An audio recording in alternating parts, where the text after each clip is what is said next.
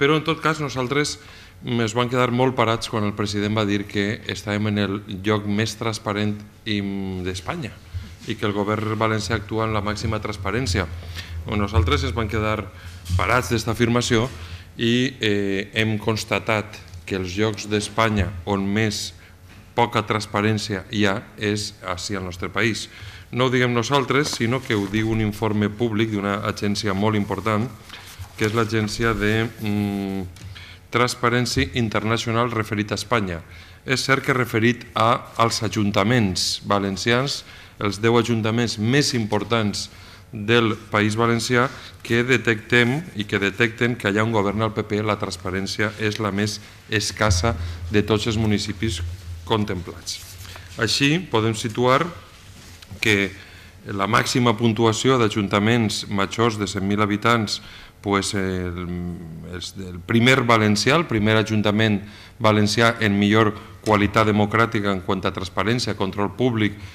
gestió en publicitat, és Elx, el primer valencià. Després, ja molt per darrere, el número 42 és Alacant, després ve Castelló de la Plana, després València en el número 88 de 100, després ve Benidorm en el 103, segur que Benidorm, i l'últim és el de Torrevella. És a dir,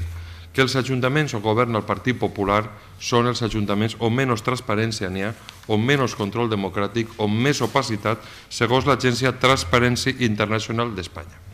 Nosaltres considerem que la falta de transparència i la corrupció són elements que juguen en contra del benestar i sobretot de la situació econòmica.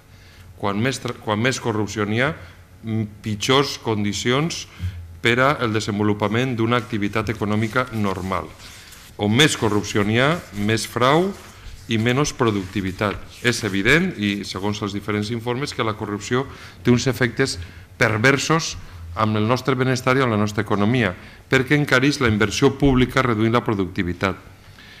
Les inversions en països o regions europees corruptes tenen a mostrar deficiències en l'educació i en les despeses socials. És paradigmàtic que el País Valencià siga el lloc on més fracàs escolar n'hi ha. El 40% no finalitzen l'educació obligatòria. Fracàs escolar, i el que diu aquest informe de Transparència Internacional és que la corrupció tendeix a hipotecar el futur de les generacions venideres. Som líders també en deute públic i per tant tenim una hipoteca econòmica formidable que l'hauran de pagar els nostres veïns, els nostres xiquets i xiquetes. I senyala d'una forma molt clara aquest informe de Transparència Internacional que la corrupció disminueix el creixement econòmic. És a dir,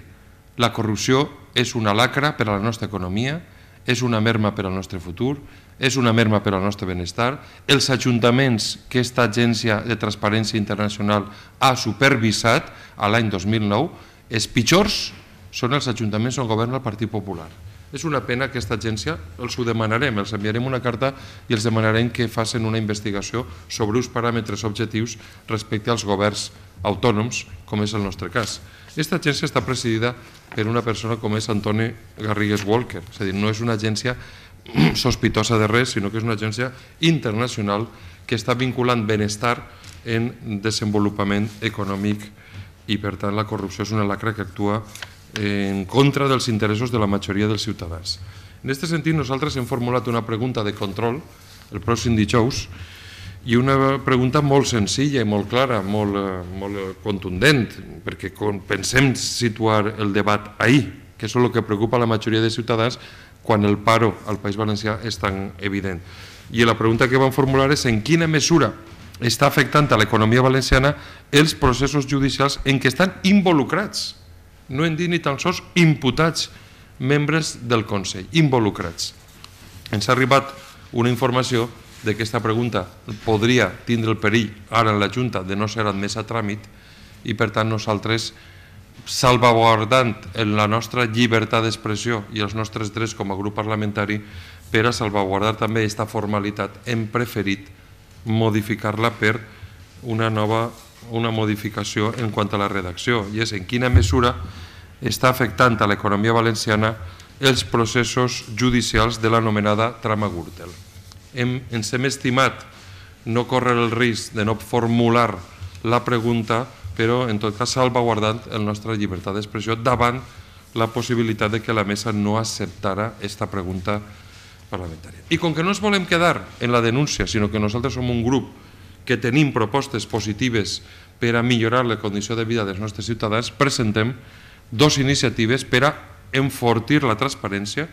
enfortir els controls democràtics i que, sense dubte, milloraran la capacitat del control dels diners públics amb unes iniciatives que ara Mireia Mollà vos explicarà, perquè considerem que són mesures que van encaminades a millorar la nostra situació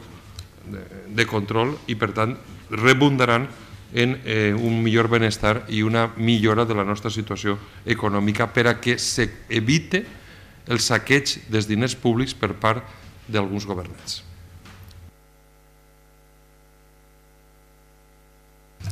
Bé, vos comentem. Hi ha una proposició no de llei que hem enregistrat, que se debatrà este ple d'esta setmana, no, el següent ple. És una proposició de llei ja enregistrada i aquesta el que demana és una modificació de la llei de la Sindicatura de Comptes. Nosaltres no solament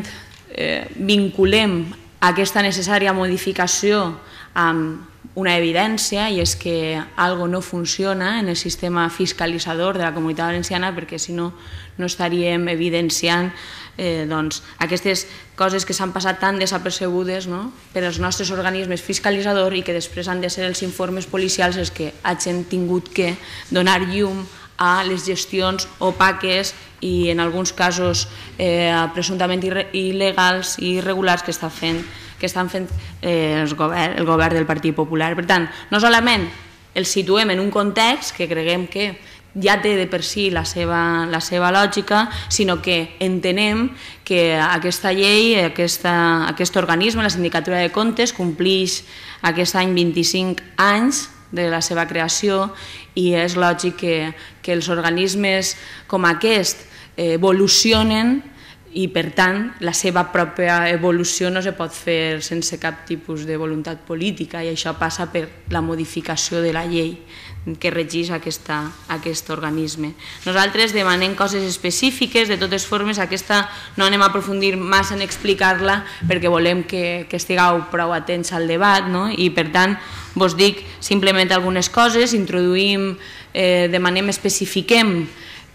clarament que volem que se modifique la llei de la Sindicatura de Comptes per tal de que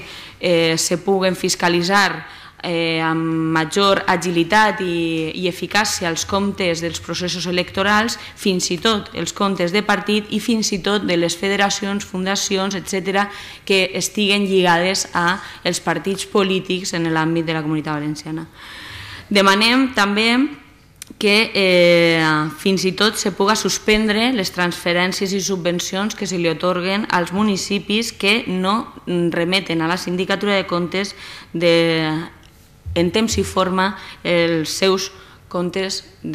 municipals. És a dir, nosaltres penalitzem quan no està funcionant el sistema i no ens quedem simplement com un actor de segona fila, que és com ara entenem que està actuant la Sindicatura de Comptes. Demanem al mateix temps que se puga, d'alguna manera, la Sindicatura de Comptes tinga capacitat, en aquesta modificació que plantegem, de demanar i sol·licitar a qualsevol persona física o jurídica relacions de justificacions dels comptes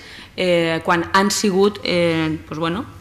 concedits qualsevol subvenció, contrata o adjudicació. És a dir, a dia d'avui sabeu tots que se'ns impossibilita en la tasca parlamentària l'accés a qualsevol justificació que estiga lligada a una persona física o jurídica. Però això també passa en la Sindicatura de Comptes.